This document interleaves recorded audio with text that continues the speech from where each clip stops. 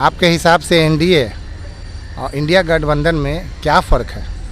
जैसे हमारे हिसाब से जो है इंडिया और एनडीए में बहुत कॉमन अंतर है। जो भाजपा गवर्नमेंट जो है एनडीए गठबंधन, ये टाइल्स मार्बल की गवर्नमेंट है। इसको आप ऐसे समझिए कि मान लीजिए आप एक झोपड़ी में रहते हो, एनडीए वाले आए आपसे बोले कि भाई साहब ये झोपड़ी से थोड़ा बाहर हो जाइए, हम आपको इस घर को बढ़िया बना देते हैं। तो आप इससे बाहर हो रहे, उसने आपके घर को झोपड़ी से तरकत लगा दिया, टाइल्स मार्बल लगा दिए, और अब आप ही के घर में आपको रहने के लिए मेंटेनेंस चार्ज लगा दिए, 5,000 मेंटेनेंस चार्ज लगेगा। अब आपके पास 5,000 रुपया आमदनी है, तो आप मेंटेनेंस चार्ज कहाँ से देंगे? नतीजा ये हो रहा है कि ना तो आप झोपड़ी में रह पा रहे हो और ना ही वो बना बनाया घर में रह पा रहे हो, आप ऑन रोड हो जाए। यही गवर्नमेंट है एनडीए और इंडिया, ये टाइल्स मार्बल की गवर्नमेंट है सर। तो आपके हिसाब से अच्छे दिन नहीं आए हैं गरीबों के? नहीं, गरीबों के अच्छे दिन मोदी जी के आने से पहले थे।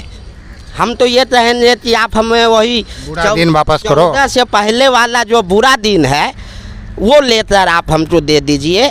ये तो वही जुमला है कि अच्छे दिन आएंगे और जनता को लूट कर हम सब विदेश में ले जाएंगे। तो ये जुमलेबाजी है। अब पहले आप जनता इस बात को समझ रही है कि इन सब जुमलों से जनता बचना चाहती है, और हम इस चुनाव में एक मैसेज यही देना चाहेंगे जनता से कि भाई आप चुनाव में अपना वोट डालें, लेकिन अपने बाल बच्चों का भविष्य को ध्यान में रख कर डालें कि आपका बच्चों का भविष्य कहाँ है।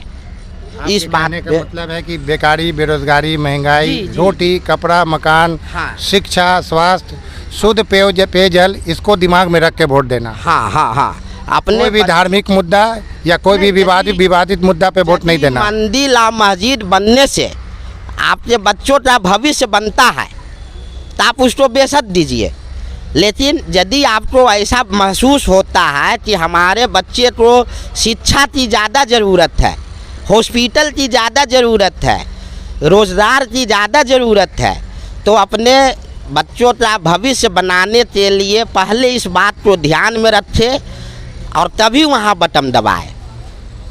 यही हम मैसेज देना चाहते हैं सर।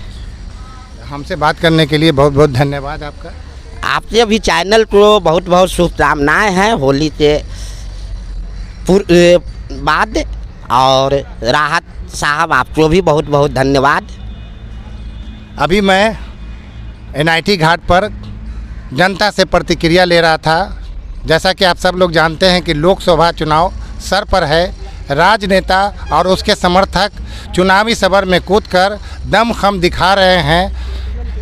परिणाम तो 4 जून को आएगा, लेकिन उससे पहले जनता के दिलों में क्या है ये जानने के लिए मैं एनआईटी घाट आया था। इसी के साथ इजाज़त दीजिए। नमस्कार, आदाब, जय हिंद।